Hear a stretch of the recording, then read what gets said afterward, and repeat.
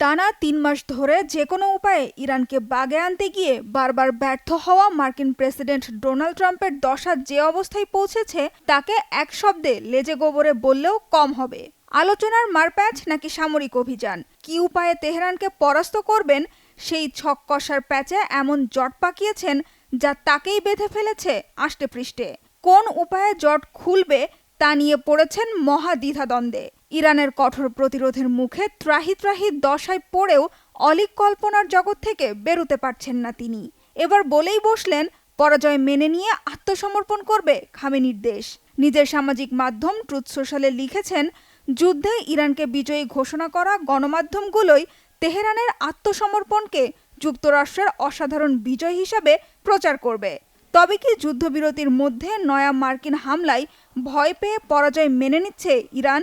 শিগগিরই কি আত্মসমর্পণ করতে যাচ্ছে বীর খামেনির দেশ?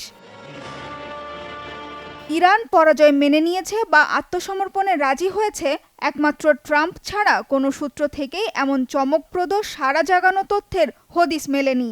তাই কারো কারো মতে পাগলের সুখ মনে মনে অবস্থা প্রেসিডেন্ট ট্রাম্পের। ইরান আত্মসমর্পণ করলে কেমন হবে সেই দৃশ্য? সামাজিক মাধ্যমের পোস্টে তারই বর্ণনা দিয়েছেন মার্কিন প্রেসিডেন্ট। তার দৃঢ় বিশ্বাস তখন ইরানের জয়ের খবর প্রচার করা গণমাধ্যমগুলোই যুক্তরাষ্ট্রকে বিজয়ীর স্বীকৃতি দেবে। এদিকে পরাজয় স্বীকার তো বহু দূরের কথা, মার্কিন সেনাদের কবরে পাঠানোর সব প্রস্তুতি সম্পন্ন বলে হুঁশিয়ারি দিয়েছে ইরানের বিপ্লবী গার্ড বাহিনী IRGC। কড়া হুমকি দিয়ে বলা হয়েছে 2 মাসের যুদ্ধের পর অত্যন্ত দুর্বল অবস্থায় থাকা যুক্তরাষ্ট্রের সাথে নতুন লড়াই শুরুর সম্ভাবনা খুব কম। এরপরেও নতুন করে হামলার দুঃসাহস দেখালে মার্কিন সেনাদের উচিত শিক্ষা দেওয়ার প্রতিশ্রুতিও দিয়েছে IRGC।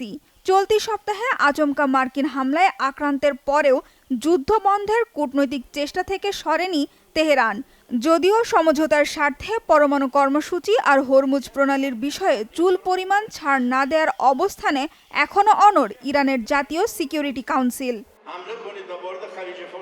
শান্তি চুক্তির আলোচনায় ইরান ও যুক্তরাষ্ট্রের মধ্যে পরমাণু আর হরমুজ প্রণালী ছাড়াও লেবাননে যুদ্ধবন্ধের শর্ত নিয়েও মতবিরোধ চলছে। ইরান আলোচনার টেবিলে লেবানন সহ সব ফ্রন্টলাইনে যুদ্ধবন্ধের প্রস্তাব রাখলেও তার পরোয়া করছে না মার্কিন মিত্র ইসরায়েল। বরং যুদ্ধবিরতি লঙ্ঘন করে লেবাননে হামলা জোরদারের ঘোষণা দিয়ে এর বর্বর বাস্তবায়নও দেখিয়ে দিচ্ছেন প্রধানমন্ত্রী বেনিয়ামিন নেতানিয়াহু। নিরীহ লেবানিজদের হত্যার পাশাপাশি চলছে বসতি উচ্ছেদ করে ভূখণ্ড দখলের অভিযানও। এত মতবিরোধের মধ্যে শেষমেশ ওয়াশিংটন তেহরান শান্তি চুক্তি হবে কিনা সেদিকেই তাকিয়ে গোটা বিশ্ব। সানজিদা ইসলাম তন্নি, বাংলা ভিশন, নিউজ ডেস্ক।